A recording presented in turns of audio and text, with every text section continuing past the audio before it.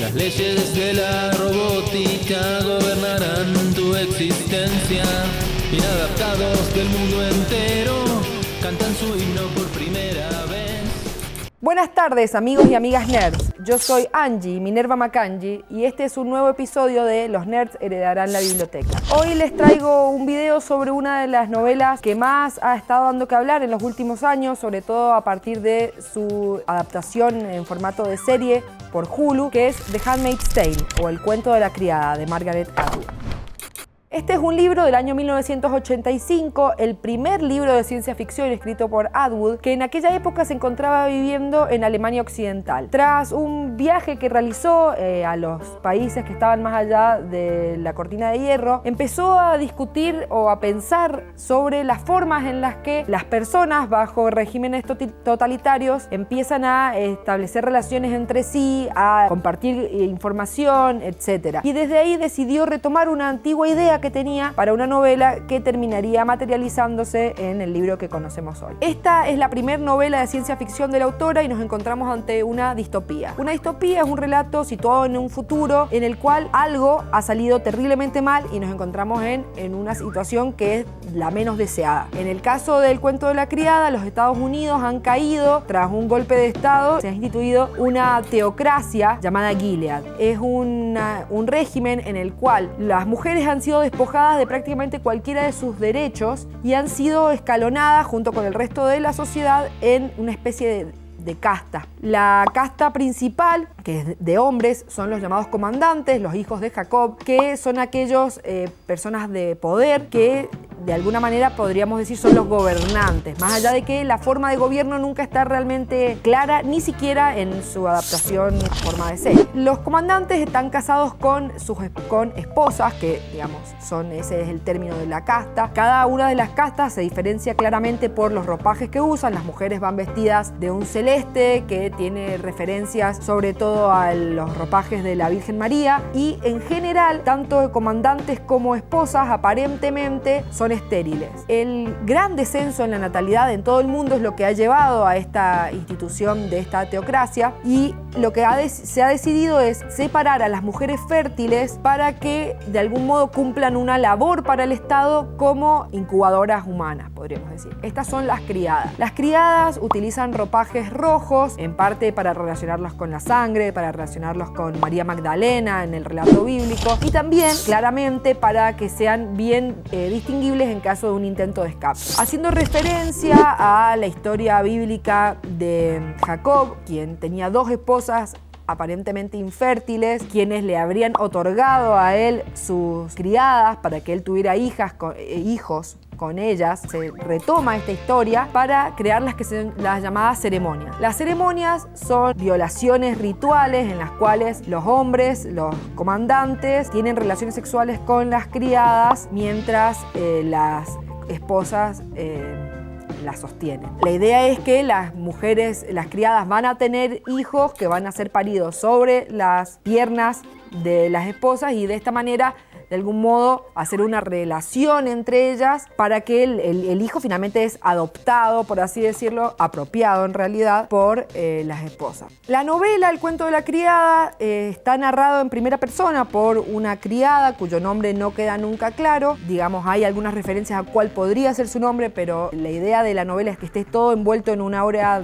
de ambigüedad, sobre todo porque las criadas, al ser convertidas en criadas, pierden sus nombres y pasan a llamarse según el comandante al que han sido asignadas. En este caso, la protagonista es Ofred. Para quienes conozcan la serie de televisión, hay muchos elementos que obviamente se repiten, sobre todo las instituciones que aparecen, la forma de organizar la sociedad, pero la gran diferencia entre la novela y la serie es que la novela está solo centrada en el personaje principal, no tiene mucho sobre las historias secundarias que sí vemos en la serie de otros personajes, sobre todo personajes femeninos, pero también algunos masculinos, y es mucho menos clara, es mucho más ambigua, pretende permanentemente hacernos dudar sobre los recuerdos que el personaje principal tiene sobre su vida anterior, son reales o no, cuánto tiempo ha pasado. Todas estas cosas en la serie han sido dejadas de lado en pos de situar los hechos en un futuro muy cercano al nuestro y un poco hacernos sentirnos relacionados con el personaje principal, en tanto que es una persona tal como nosotros que de repente ve su vida truncada, como podría ser para nosotros el día de mañana. La serie y la novela ambas tienen una cuestión que fue planteada por Atwood desde el principio, que es que nada de lo que sucede no ha sucedido en algún otro momento de la historia. Entonces ella claramente hace una relación con los hijos de desaparecidos en la Argentina, apropiados, como es el caso, digamos, de los hijos e hijas de las criadas. Las formas de organización, de lo que se deja entrever, están todas sacadas de algún hecho histórico anterior. Y bueno, como ya comentábamos, el mismo idea de la criada está tomado de un relato bíblico. Otro de los elementos diferenciadores de la serie es que esta construcción de una especie de universo expandido del cuento de la criada, en el cual personajes que en la novela son mencionados al pasar pasan a tener todas su propia historia de fondo, sus propios conflictos. Este es el caso particular de la amiga de la protagonista, que es Moira. Es una muchacha que en la novela apenas aparece y en la serie es un personaje protagónico. O Serena Joy, que es la esposa a la cual ella ha sido asignada. Y esto es un elemento que se va a mantener en la continuación de la novela. Todas las significaciones y todo lo que es las representaciones de la novela han sido tomadas a lo largo de los años por muchísimos movimientos de mujeres, sobre todo centrados en temas referidos a los derechos reproductivos. Y no es casual que en vistas de los recortes a los derechos reproductivos realizados por la administración de Trump en los Estados Unidos, Margaret Atwood decidió sacar en el año 2019 una continuación de esta novela llamada Los Testamentos. Los Testamentos retoma la historia de Gilead, pero unos 20 años después, donde ya la teocracia está plenamente instaurada, es un país bastante fuerte que lleva a otros países a cuestionarse si se animan o no a hacerle contra a la situación sumamente restrictiva y sumamente autoritaria del país, y está centrada en 3 personajes, los cuales aparecen y no en la primera novela. Los 3 personajes principales son la tía Lidia, que es un personaje que sí aparece en la novela y que para los seguidores de la serie es súper reconocible. Las tías son unas especies de monjas o institutrices que están encargadas del cuidado de las criadas, que son las que un poco las adoctrinan o buscan adoctrinarlas en sus nuevas labores. Son todas mujeres mayores que no pueden tener hijos y que están encargadas de lo que sería la seguridad y la defensa de este universo femenino que ellas llaman, referidas a las